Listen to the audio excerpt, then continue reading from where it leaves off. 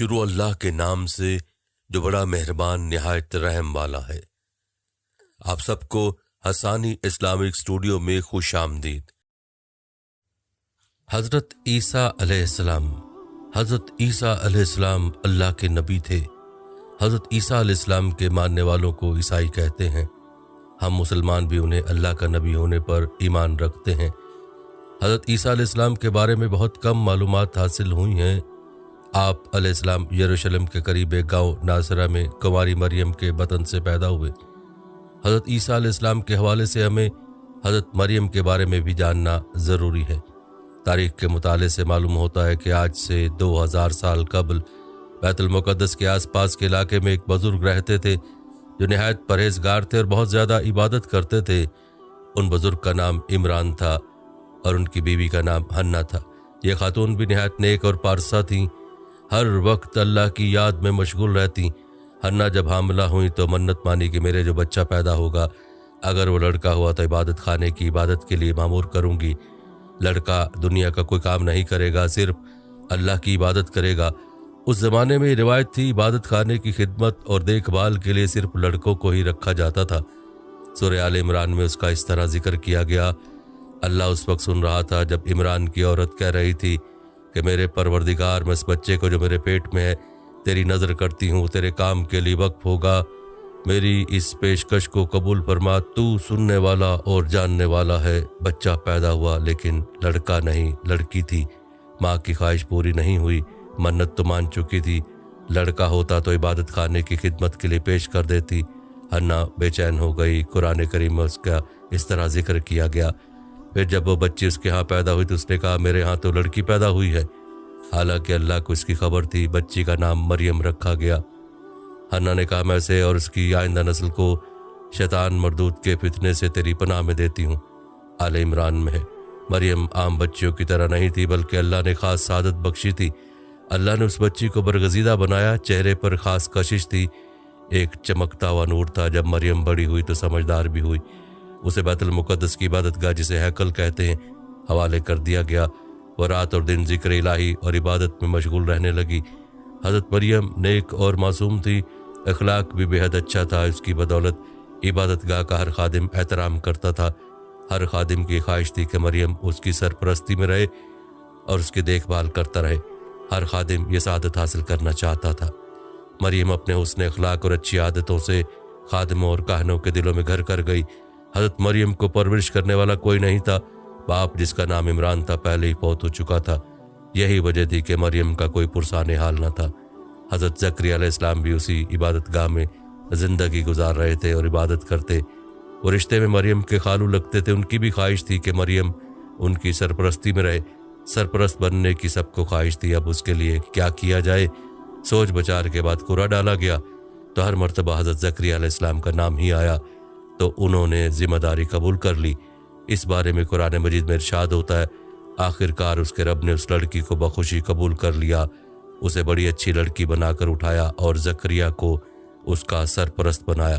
چنانچہ حضرت مریم نیک اور عبادت کرنے والوں کے درمیان پروان چڑھی۔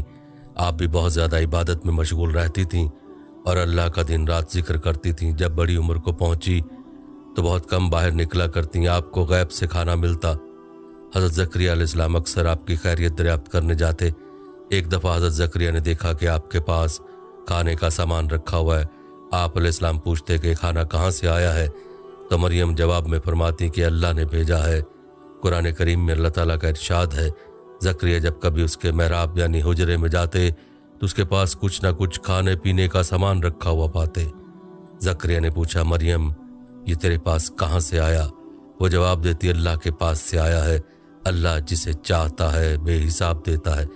حضرت مریم ہر وقت عبادت میں مشغول رہا کرتیں، ضرورت کے وقت حجرے سے باہر نکلتیں۔ ایک مرتبہ معمول کے مطابق باہر نکلیں اور مشرق کی طرف ایک علیحدہ گوشے میں جا بیٹھیں۔ اللہ نے پردہ ڈال دیا، پھر اس کی طرف اپنی روح کو بھیج دیا۔ وہ انسان بن کر اس کے سامنے آیا۔ حضرت مریم ایک دن تنہا تھی اور دیکھا کہ قریب ایک انسان آ رہا۔ اس سے مریم نے کہا کہ میں تجھ سے رحمان کی پناہ مانگتی ہوں اگر تو پرہیزگار ہے۔ اس نے کہا کہ تیرے رب کی طرف سے بھیجا گیا ایک فرشتہ ہوں تاکہ تجھے ایک پاکیزہ لڑکے کی خوشخبری سناؤں۔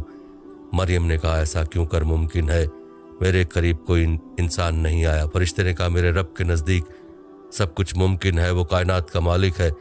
कुछ अरसे के बाद हज़रत ईसा अलैहिस्सलाम के पैदा होने के दिन करीब आ गए तो हज़रत मरियम खौफज़दा हो गई और ख्याल किया कि कहीं ऐसा ना हो कि मैं बदनाम हो जाऊं और लोग मुझ पर शक करें। एक वीरान जगह जाकर एक टीले पर रहने लगी।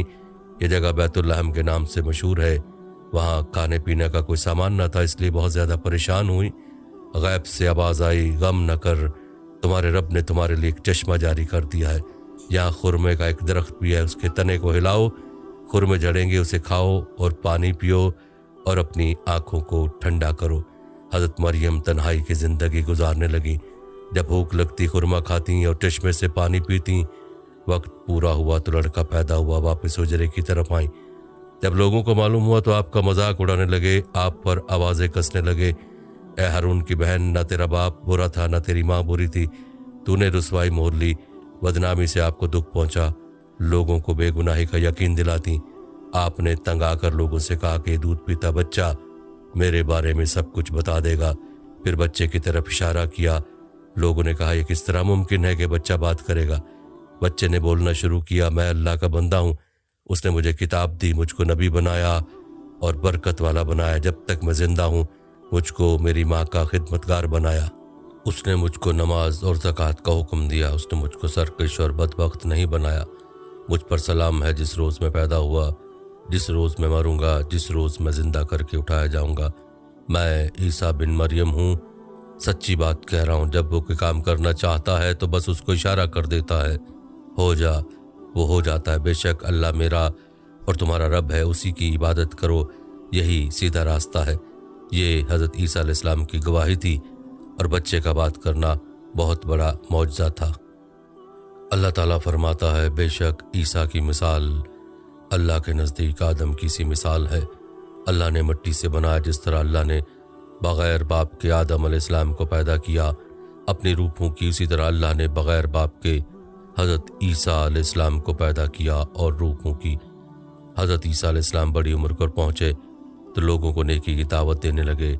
आप तागूती कुव्वतों के खिलाफ थे, प्यार और मोहब्बत का दर्स देते, भूखों को खाना खिलाने की तरगीब देते, मुसीबत ज़दा लोगों के काम आते, कमज़ोरों का साथ देते, बीमारों को शिफा बख्शते, अंधों को बिनाई अता करते, वो देखने के काबिल हो जाता, कोढ़ का मर्ज अच्छा करते, बीमारों के करीब रहते। आपने फरमाया, मैं मादरजाद अंधों और कोढ़ के मरीज़ों को शिफा बख्शता हूँ। अल्लाह के हुक्म से मुर्दे को जिंदा करने, बीमारों की आदत करते। आप अलैहिस्सलाम अपने हवारियों से कहते कि अपने पड़ोसी का ख्याल रखो, अगर वो बीमार हो तो तीमारदारी करो, अगर कोई भूखा है तो खाना खिलाओ, प्यासा हो तो पानी पिलाओ, किसी को अजियत ना पहुँचाओ, गुनाहों से बचो, अल्लाह से माफ़ी तलब करो। एक मरतबा आप अलैहिस्सलाम के पास एक शख्स आया और कहा, मुझे कोई ऐसा तरीका बताओ जिस पर चलकर मैं खुदा तक पहुँच जाऊँ। आप अलैहिस्सलाम ने जवाब दिया, किसी पाकाज़दा इंसान के घर जाओ, उसके लिए खाने का बंदोबस्त करो, किसी मरीज़ के पास जाओ, अगर उसके पास कोई ना हो उसकी तीमारदारी करो, अगर हो सके तो उसका इलाज भी करो। अगर तुम इन बातों पर अमल करने लग जाओ फिर तुम खुदा से दूर नहीं, तुम उसे अपने पास मौजूद पाओगे। तुम जो कुछ तलब करना चाहो खामोशी से तलब करो, वो तुम्हें ज़रूर देगा, यही उसकी मर्ज़ी है। जब तक तुम उसकी मर्ज़ी पूरी ना करो तुम खुदा तक नहीं पहुंच सकते। एक मरतबा एक नौजवान आप अलैहिस्सलाम के पास आया और पूछने लगा, मैं कौन सा नेक काम करूं कि हमेशा की ज़िंदगी पाऊं। आप अलैहिस्सलाम ने उसे जवाब दिया, तू नेकी के बारे में मुझसे क्यों पूछता है, नेक तो सिर्फ एक ही है, तू उन अहकाम को मान। नौजवान ने पूछा, कौन सा अहकाम? आप अलैहिस्सलाम ने जवाब दिया, खून न कर, बुराई न कर, चोरी न कर, झूठी गवाही न दे, माँ बाप की इज्जत कर, अपने पड़ोसी से अपने बराबर मोहब्बत कर। उस नौजवान ने जवाब दिया, इन सब बातों पर तो मैं अमल करता हूँ, फिर क्या रह जाता है। फिर आप अलैहिस्सलाम ने फरमाया, अगर तू चाहता है कि तेरी ज़िंदगी कामिल बन जाए तो जा अपना सब कुछ बेचकर गरीबों को दे दे, तो आसमान पर तुझे खजाना मिलेगा। आप अलैहिस्सलाम के मिजाज में नरमी थी। आप अलैहिस्सलाम अपने दुश्मनों को भी माफ़ करते और हिदायत करते कि अगर कोई तुम्हारे एक गाल पर थप्पड़ मारे तो दूसरा गाल भी पेश करो। इस बात से मालूम होता है कि आप अलैहिस्सलाम के अंदर आजिज़ी और नरमी कूट कूट कर भरी थी। आप अलैहिस्सलाम जुर्म करने वाले को भी माफ़ कर देते थे। एक मरतबा आप अलैहिस्सलाम के सामने एक गुनाहगार औरत को लाया गया। आप अलैहिस्सलाम ने सदा तजवीज़ की कि उस औरत को संसार किया जाए। संसार का मतलब ये था कि पत्थर बरसाए जाएं। चुनांचे इस हुक्म पर आप अलैहिस्सलाम के साथ हर वक्त रहने वालों ने मारने के लिए अपने अपने हाथों में पत्थर उठा लिए। आप अलैहिस्सलाम ने सबको रोक दिया और कहा कि सबसे पहला पत्थर वो शख्स मारे जिसने कभी गुनाह ना किया। सबके हाथों से पत्थर गिर पड़े और सर झुक गए और कहा, हम सब गुनहगार हैं। इस पर हज़रत ईसा अलैहिस्सलाम ने फरमाया, गुनहगारों को पत्थर मारने का कोई हक नहीं, और औरत से कहा कि चली जाओ। एक मरतबा आप अलैहिस्सलाम के पास आप अलैहिस्सलाम के मानने वालों में कुछ लोग आए। उनके पास खाने के लिए कुछ नहीं था। उन्होंने हज़रत ईसा अलैहिस्सलाम से कहा कि आप खुदावंद का दूत से कहें कि वो हम लोगों के लिए खाना भेज दे। हज़रत ईसा अलैहिस्सलाम ने दुआ की तो आसमान से खाना नाजिल हुआ। हज़रत ईसा अलैहिस्सलाम लोगों को दीन की तरफ बुलाते थे, उन्हें निशानियां दिखाते। एक रोज़ हज़रत ईसा अलैहिस्सलाम ने लोगों से कहा कि मैं तुम्हारे रब की तरफ से एक निशानी लेकर आया हूँ। मैं मिट्टी से एक परिंदा बनाता हूँ, उसमें रूह फूंकता हूँ, वो खुदा के हुक्म से एक जानदार परिंदा हो जाता है। हज़रत ईसा अलैहिस्सलाम पर बहुत थोड़े लोग ईमान ले आए। ईमान लाने वालों में ज़्यादातर माहीगीर थे। अंजील यूहन्ना में लिखा है, वो अपने घर आया लेकिन उन्होंने उसे कबूल ना किया। उस ज़माने में बैतुल मुक़द्दस में रोमी हुकूमत करते थे। बादशाह लोगों पर जुल्म करता था। हज़रत ईसा अलैहिस्सलाम जुल्म व सितम के ख़िलाफ़ थे, इसलिए बादशाह पर एतराज़ करते थे। रोमी ये समझते थे कि हज़रत ईसा अलैहिस्सलाम लोगों को हुकूमत के ख़िलाफ़ बगावत पर आमादा कर रहे हैं। इस पर यह कि यहूदियों ने भी बादशाह से हज़रत ईसा अलैहिस्सलाम के ख़िलाफ़ शिकायत की। बादशाह ने गिरफ्तारी का हुक्म दिया और सज़ा तजवीज़ की, लेकिन अल्लाह ने अपनी तरफ उठा लिया। हज़रत ईसा अलैहिस्सलाम के मानने वालों की तादाद करोड़ों में है। हज़रत सल्लल्लाहु अलैहि वसल्लम की बैसत के मुतल्लिक इंजील में लिखा है, और मैं अपने बाप से दरख्वास्त करूँगा कि वो तुम्हें दूसरा पारकलित बख्शेगा, हमेशा तुम्हारे साथ रहेगा। यूहन्ना में है। एक और जगह इसी तरह का जिक्र है, लेकिन वो फारकलित रूहुल कुदस है, जिसे बाप मेरे नाम से भेजेगा। वही तुम्हें सब चीज़ें सिखाएगा और सब बातें जो कुछ मैंने तुम्हें कही हैं तुम्हें याद दिलाएगा। यूहन्ना में है।